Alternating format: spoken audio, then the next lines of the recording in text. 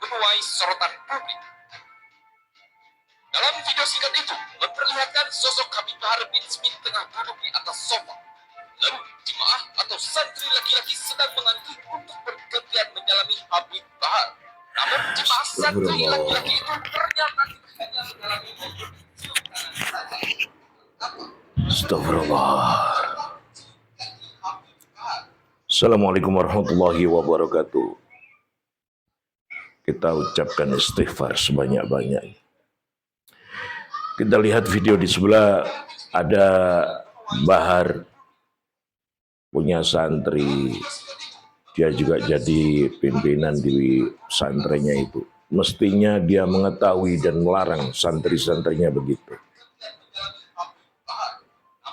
Karena Rasulullah SAW bersabda, "Lau kuntu amiran ahadan ayasjuda li ahadin la amartul mar'ata antasjuda li zawjiha." Rasulullah SAW bersabda, seandainya aku menyuruh seseorang untuk bersujud kepada seseorang, saya akan benar-benar menyuruh seorang istri untuk sujud kepada suaminya. Tapi perintah itu tidak ada di dalam Islam.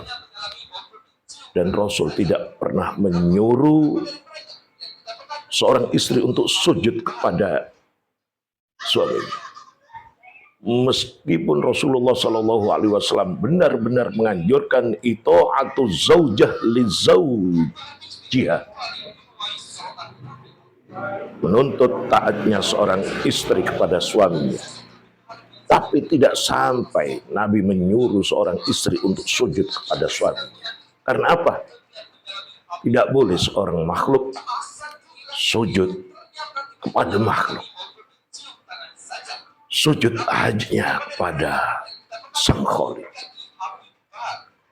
Ini benar-benar merendahkan harkat, martabat seseorang.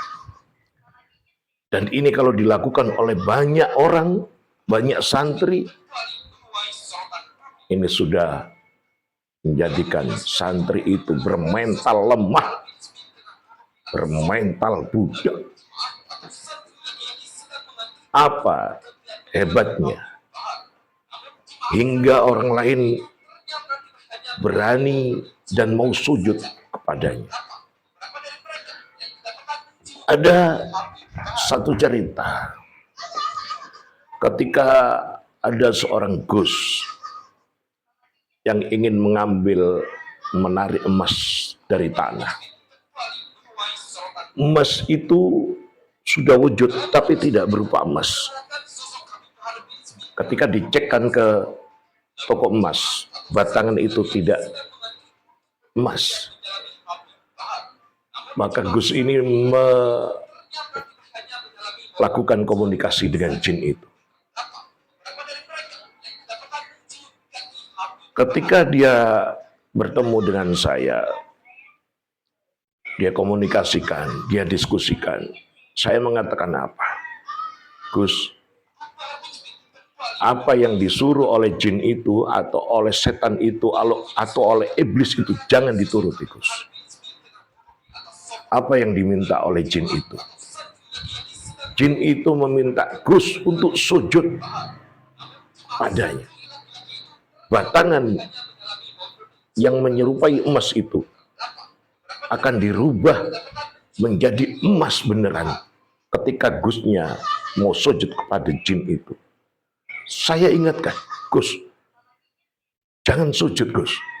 Kalau sampean sujud, kafir sampean, Gus. Sujud ke jin itu kafir, Gus. Murtad, Gus. Apa Gusnya jawab? Mboten napa-napa. Hanya sekali ini saja. Gus, Masya Allah, Gus. Istighfar, Gus. Akhirnya apa yang terjadi? Gus itu sujud berkali-kali.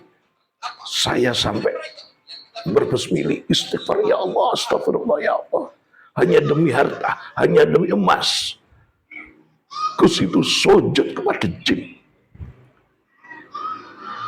Akhirnya Gus itu setelah sujud, Dia mengatakan kepada saya, katanya emas itu akan berubah beberapa hari, 1 sampai 3 hari. Saya nggak percaya. Emas itu milik seorang teman.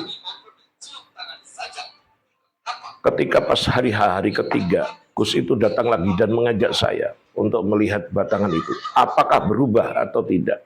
Ternyata apa yang terjadi? Tidak berubah. Dibohongi oleh jin. Tapi kita sudah kafir karena kita sujud kepadanya. Makanya Rasulullah Shallallahu Alaihi Wasallam bersabda, "Lau kuntu amiron ayas juda, lau kuntu amiron ahadan ayas juda li ahadin, la amartul imro'ata ayas juda li zawjiha, la amartul mar'ata ayas juda li zawjiha." Seandainya aku memerintahkan seseorang sujud kepada orang lain, aku benar-benar akan merintahkan seorang istri untuk sujud pada suami. Karena ketika sang istri taat kepada suaminya, tidak ada satu jaminan kecuali surga. Tapi itu pun Nabi tidak menyuruh seorang istri untuk sujud pada suami. Ini adalah bentuk pembodohan. Ini adalah bentuk merendahkan dan mendidik anak-anak kita bermental rendah, mensejajarkan kepalanya dengan kakinya bahar. Apa ini? Pendidikan apa ini? Mudah-mudahan kita semuanya sadar, kita semuanya waras. Salam sadar, salam waras. Assalamualaikum warahmatullahi wabarakatuh.